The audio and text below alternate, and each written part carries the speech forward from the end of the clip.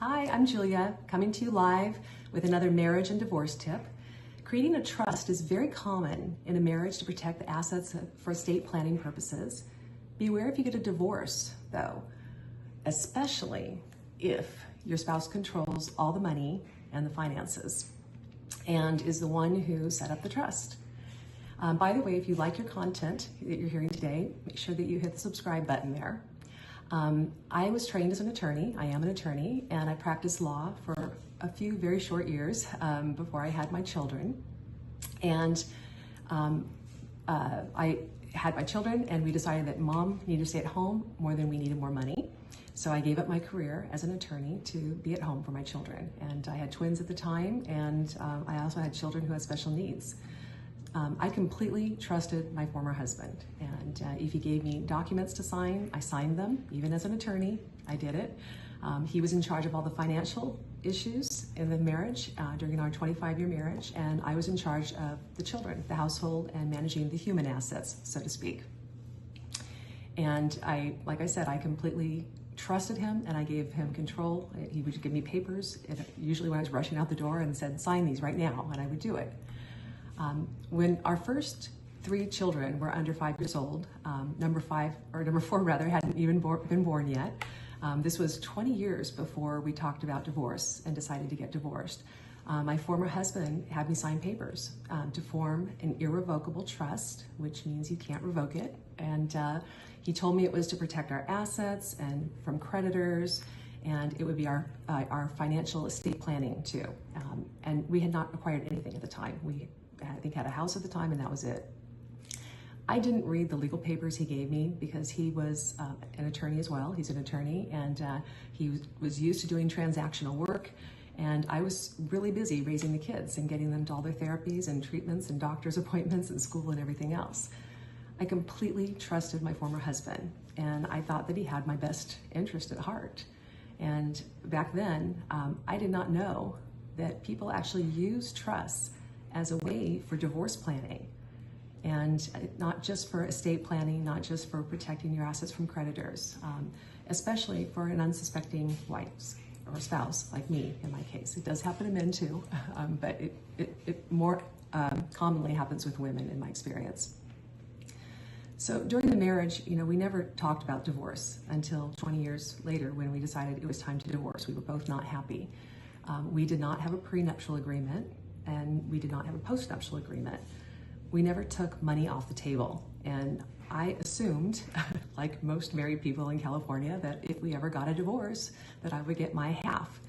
And when we got married, we had nothing, like I said. During the marriage, we acquired over 50 properties, and upon divorce, 20 years later, I discovered that I really, in essence, unknowingly gifted my former husband almost all of the community property, all of the property that we acquired during our marriage. When I signed those trust papers years ago, and all the papers throughout the marriage that he would give to me and say, "Here, I signed this, I need it right now." I never thought once to second guess him or to question him and to read what I was signing. I just thought he had my best interest at heart.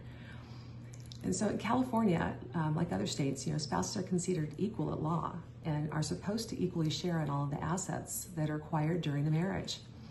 And it's the law. It's to protect basically stay-at-home moms like myself. When we give up our career to raise the kids, we're not getting paid during that time. We didn't take a salary. And unfortunately, I was not treated equally. And I'm finding that this has happened to so many other, especially women, throughout the country and the world, for that matter. Many have been unfairly treated by our judicial system because of making similar mistakes like mine and not reading papers. So this is why I'm on today. If you like the content, by the way, make sure you click subscribe. In our case, the judge in the divorce found that everything was put in the trust. Everything that was put in the trust was community property.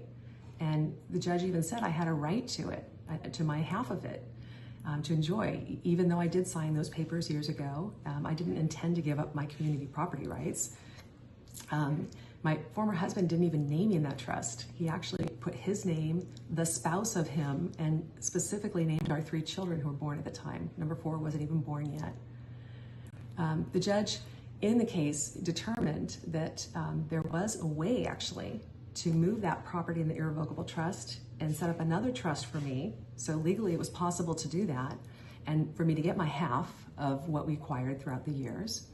And this is really what the law requires in California to do when a couple does divorce. But he didn't do one very important thing. He didn't require my former husband to share. So in California, you know, I expected the judicial system to protect me, even though I didn't read the papers, and to equally distribute the property that we'd acquired. And during the divorce process, I quickly learned that that doesn't always happen. And it's not just me. This has happened to many, many, many other women.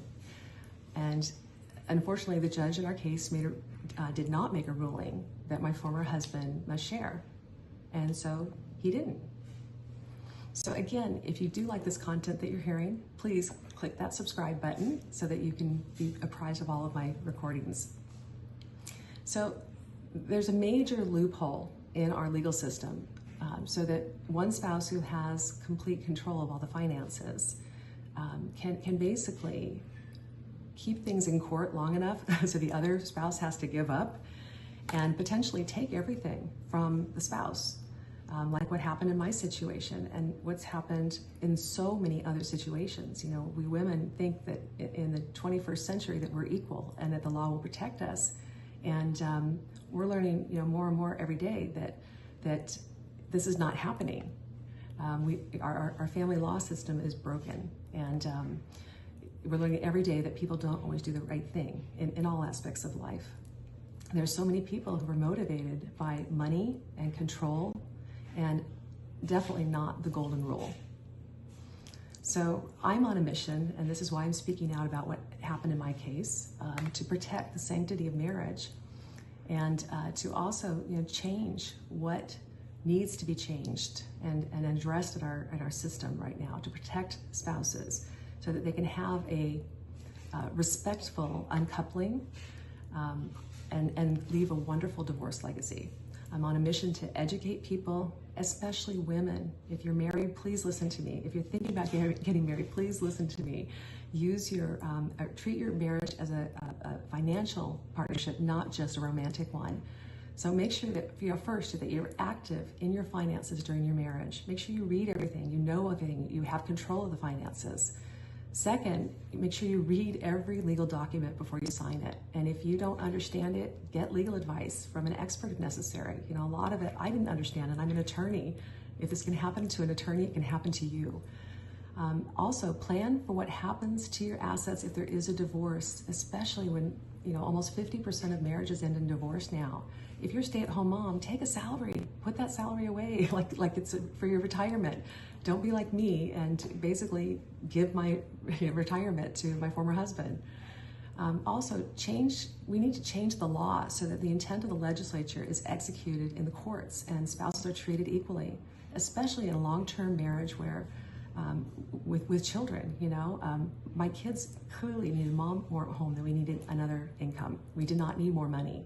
And unfortunately, in divorce, I was not, my husband was left with a golden parachute, we'll say. So it's time for an awakening. It's time for change. Women, just be smart, and have a blessed day. If you do like the content, once again, please hit the subscribe button. And also, I do offer now free consultations for you or for a friend, if you know a friend who wants to talk, if they're thinking about getting divorced, if they're in the thick of the divorce, or even if it's post-divorce and they're still dealing with issues with their former spouse. I'm here to help you. This is my passion right now, my career, to help others avoid the same, basically multi-million-dollar mistakes that I made. So again, have a blessed day. Thanks for chiming in.